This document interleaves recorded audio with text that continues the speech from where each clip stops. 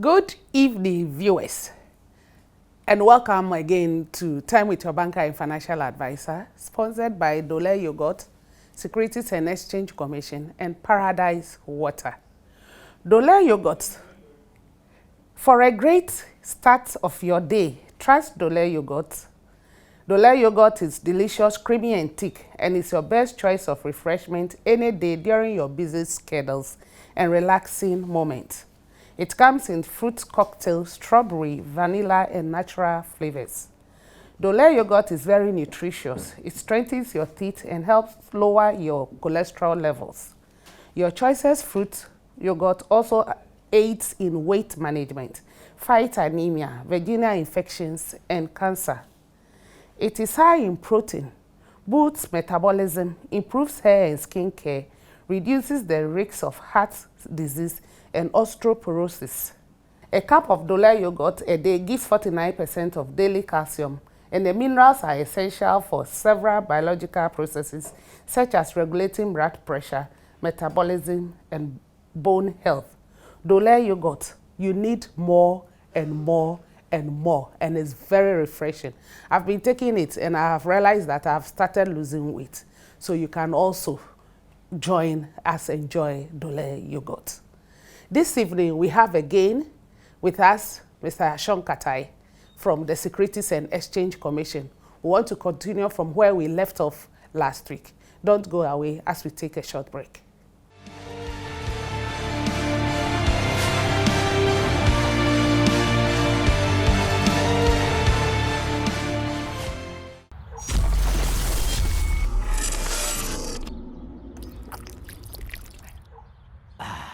What a new way to cool off and quench your thirst. And now everyone is enjoying the surprising experience of Paradise Pack treated drinking water. Hi. Join the refreshing experience and enjoy the all-new Paradise Pack treated drinking water. Paradise Pack treated drinking water.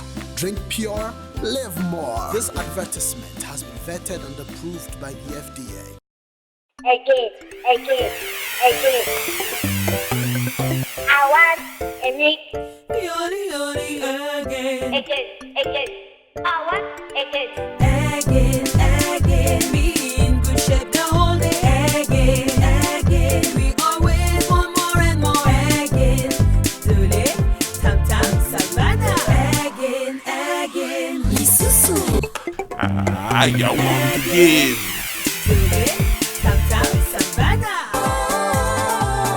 Dole, tam savannah. We want more.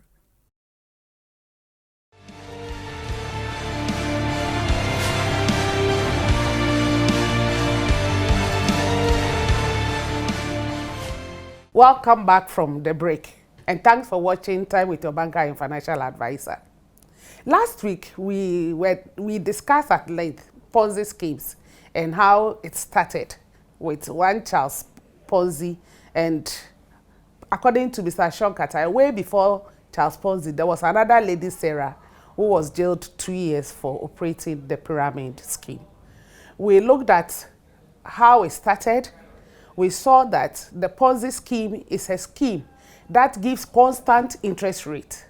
And when you begin to ask questions or we want to delve into the activities of the company, they quickly give you your money and ask you to keep quiet so they will have their peace to operate.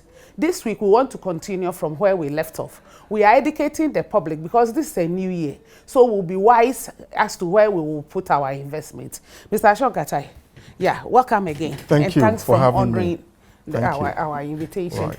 Yeah, last week we talked about rate of return being constant. You said the characteristics are 5 or 6, and you gave us 2. Exactly. So can we look at the other 3 or 4? Okay, you have to identify Ponzi schemes. High rate of return, if it's too high and unrealistic, you have to be suspicious. If the returns are constant, you have to be suspicious. The third thing is that most of the schemes are not registered, nor licensed. They are not licensed? Yes. They don't want to come under regulation.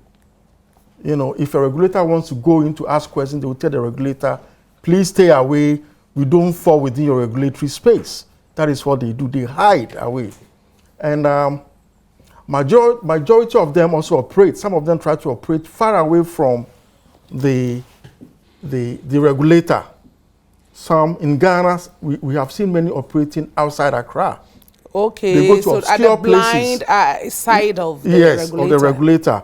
So in Ghana, we've identified many of them in the northern region, upper west, upper east, western region, Brong-Ahafo region, far away from where the regulator is, because we don't have offices in those areas. Yeah. So normally rely on BNI and the rest to do scouting for us. So they operate from those remote places, far away from regulator, unlicensed. And in fact, those doing it themselves are not licensed to operate. And even those who sell it, they open offices, and the reps are also not licensed. Okay. But if a licensed investment operator must be licensed together with the representatives. Okay. So they operate, away from the prying eyes of the regulator. Do you have other branches apart from the No, we Accra? are just in Accra. So you are just in Accra. Exactly. That means that all the other regions, yes, Securities and Exchange Commission doesn't have a registered office there. Yeah, we don't have. So we expect the public to report to SEC whenever they see a firm taking investment or taking deposit. Lucrative returns, they should report. And they should find out whether they are licensed or not from SEC. Okay. We have a free line.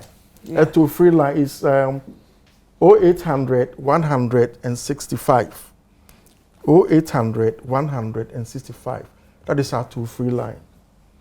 And our line is 0302 768 970 to 2. So you can dial 970197002. Yeah. And the website? And the website is www.scc.gov.gh. And we have a complaints module on the website. So if you have a complaint, someone has taken your money, you can complain, attach your evidence or receipts of the transaction to SEC, and we can take it up. Okay. So yeah. So these are, and also information on the company itself is scanty. Okay. It's also another characteristic. Next one. If the information on the company is scanty, you can't find any information about the company. It is a Ponzi. They don't file returns. They don't file anything to the Registrar General because they don't want to report to the regulators. There is no information at all about the company. It's very, very difficult to find information. Their financials are always in the dark. You can't get their financial reports to read. So they operate in the dark. So once you see some of these things, you should suspect that it could be a Ponzi scheme. And you have to be very careful. And also, you should know exactly what they are investing in. And normal information about where they invest the money is scanty. They won't tell you. It's not available. It's not available. Because they are not investing in anything. They are not investing in anything. So these are the things. Find out where they invest the money. If you cannot find any information about it and they are giving high returns, be highly suspicious. So these are some of the things. Yeah. So apart from the information being scanty, yes, you've mentioned 4 of them. Yeah, 4 of them. And also some of them put pressure to get your money. They will not give you time to think about the investment. They will put pressure. So when they are putting pressure on you, be very, very suspicious that it could be a Ponzi scheme. And even when you ask them for information, give me a brochure about the investment, they have none, yes, to give.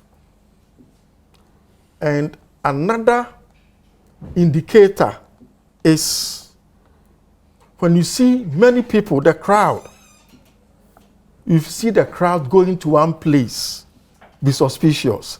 The crowd. We have what we call herd mentality in this country. When somebody goes and it comes, you ask you to go, then you to ask other persons to go. So we see people rushing.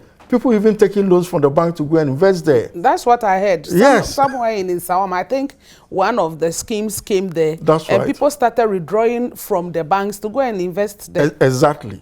So that is it. So when you see a lot of people rushing to a particular place, be suspicious. It's a Ponzi scheme. Don't go there.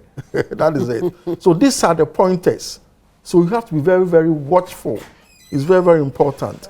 And Ponzi schemes can destroy a whole economy. Yeah. They can destroy even the whole banks. Look at people going to the bank to withdraw their savings. That is it. To go and put it. Yes, and the real sector. You get to know nothing. Exactly, and the real sector suffers because nobody gets loans to work. Yes. Nobody gets loans to work. The economy doesn't grow. It doesn't grow. Because these monies are given to individuals who determines what to do with them. With them. And the Ponzi schemers, I'm telling you, their lifestyle is larger than life. From all the Ponzi schemes that we have studied, those behind them, their lifestyle is always larger than life. I see. Charles Ponzi, I tell you, was larger than life. You know, with Cuban cigar, you know, big cars and the rest. Yes. Because he's enjoying people's money. Enjoying people's money.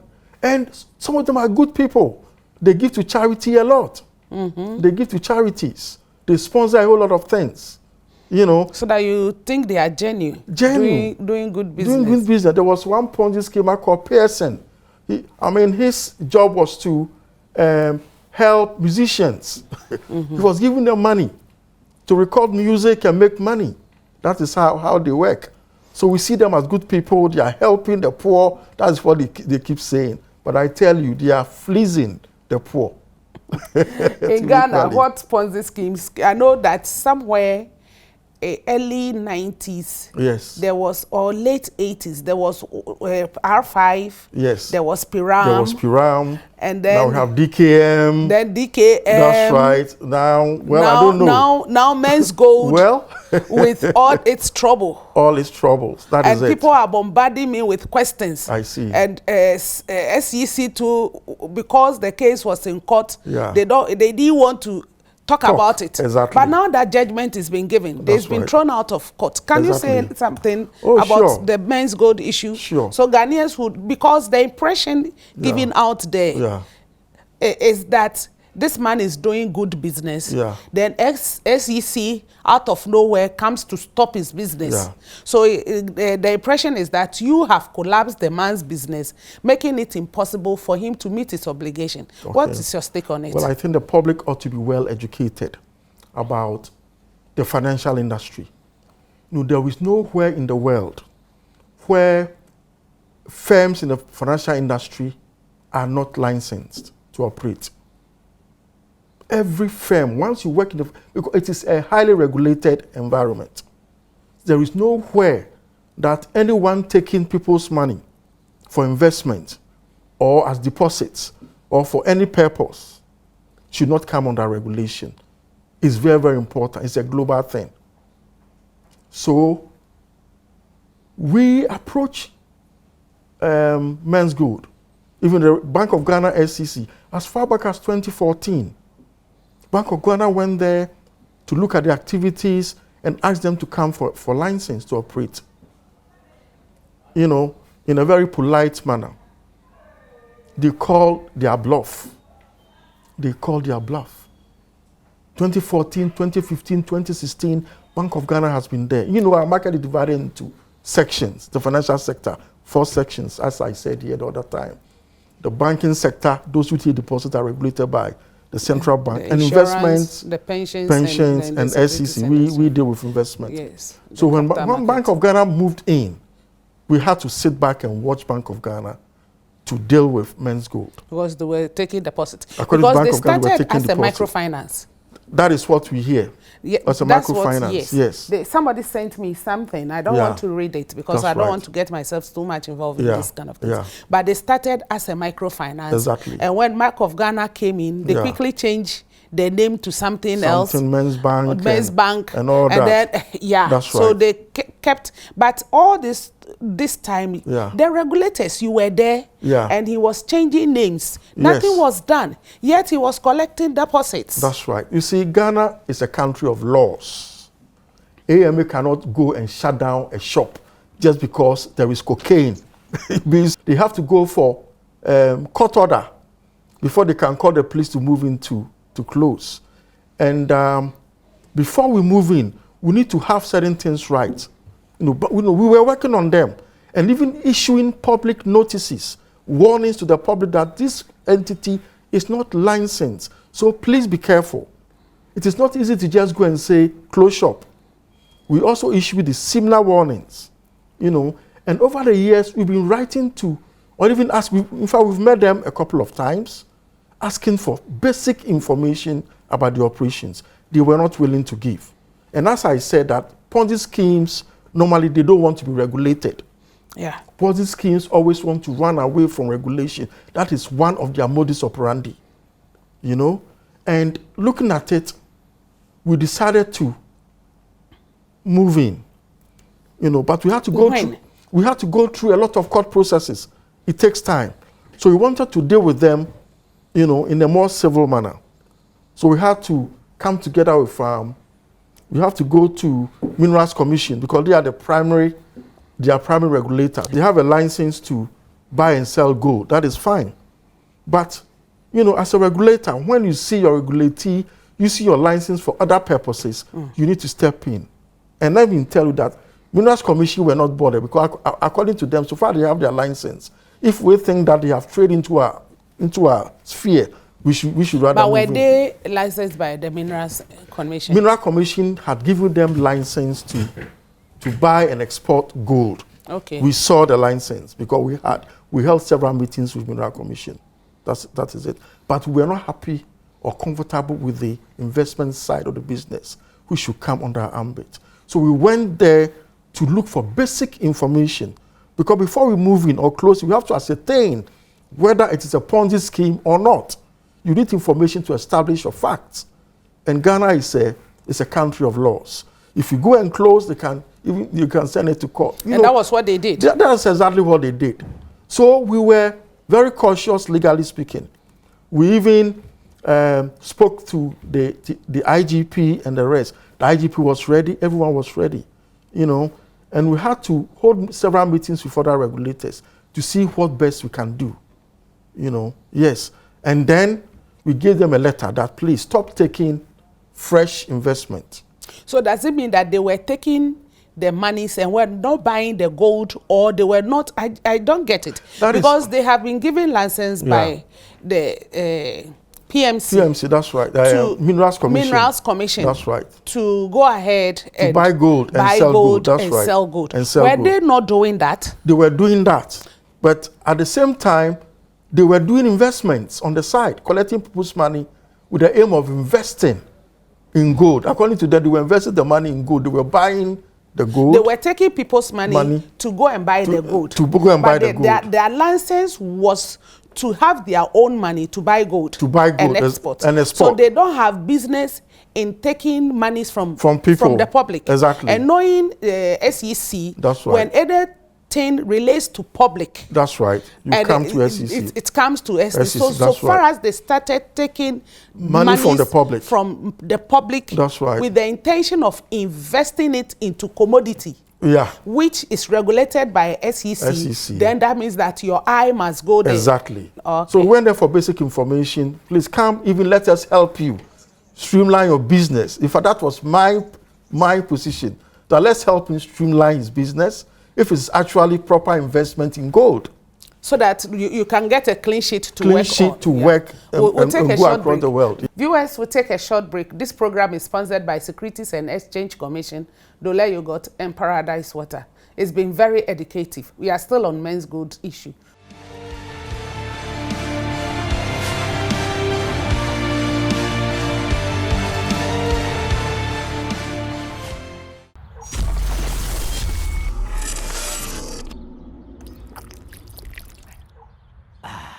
What a new way to cool off and quench your thirst. And now everyone is enjoying the surprising experience of Paradise Pack treated drinking water. Hi. Join the refreshing experience and enjoy the all-new Paradise Pack treated drinking water. Paradise Pack treated drinking water. Drink pure, live more. This advertisement has been vetted and approved by the FDA. Again. I want a mix. Again. I want again. Again, me in good shape.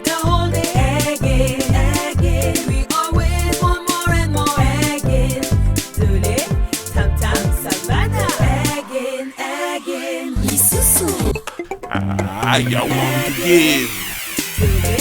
Tam Tam Savannah.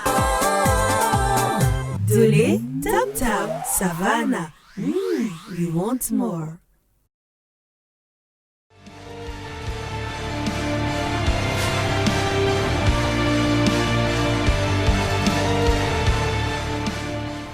Welcome back, viewers.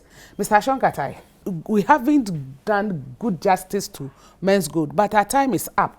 And a lot of questions have come in. I don't know how we are going to even answer these questions. Yeah, ask them. Yeah. Somebody is saying, a financial institution took my money for investment, which I pick my interest yearly. I wrote to them to stop my investment. They are still refusing to pay my capital. What should I do? Which of the institutions has licensed them? It's saying that is it Bank of Ghana? Is it SEC? It's saying that Securities and Exchange Commission. Okay. Yeah. What he can do is that he should write to SEC, attach the evidence on transaction, and write his complaint to us. We will pick it up from there. We'll get back to her. Okay. And one other person also is asking. It says they know Securities and Exchange Commission won the case in court over the men's gold issue. That's right. They want to know the next steps you want to take. Well, there are a few steps that we can take per our law, the Securities and Industry Law 2016, 929, Act 929. Sections 123, 123 clause 2, and join the Securities and Exchange Commission to recover assets that they have, to go in there, look for the assets, recover the assets. So you unveil it, and then yes, and then see if we can sell the assets to pay back investors. Okay, so you are going to liquidate him officially. Yeah, these are the things, but we need to get him first, and the directors to show us where their assets are. We need to identify and find where those assets are. So what's your stake on the arrest warrant? Oh, that one is with the Attorney General. They are dealing with the criminal aspect of the matter. But apart from that, the assets that they have should be discovered. We need to recover all the assets and see if we can sell to pay back. In fact, in the US, they do similar thing. And also, in the US, what they do is that the early investors who gained, they take their gains from them and use it to pay those who lost. Oh, okay. Because that's people's money. That's people's money, because that's what they enjoyed. Okay. So that's what they do. So all the early investors, because it's a fraudulent scheme, so the money, the profit doesn't belong to them. It is taken from them, and then we use it to pay those who lost. But why did it take SEC so long to step in? It's not SEC. You see, the regulators are many. A firm begins operating with a certificate, and operation opens up to work beyond issue certificate, but investors get no problem with this firm done. In actual fact, one Kojo from Takrady, what he wants to know is that if I can get him right, he wants to know that a company or a firm opens for business and start taking money, how would they know whether it is registered or not? Because now they don't know the difference between the money market and the capital market. So who regulates what business when it comes to deposit taking? That's what he wants to know. See, one of the fundamental obligations of investors is to do proper due diligence. So as I have said, if you go to our website, all the registered or licensed operators are there. It's easy, it's easily available, easily accessible. So go to SEC website. If it is not there, contact Bank of Ghana. You also have a website, and see whether it is also there on their website. If not, they shouldn't deal with that particular company. Most of the people also who invested are, let me say, semi-literates. Yeah. So if you talk about website, it becomes very difficult. I think we need to do more education.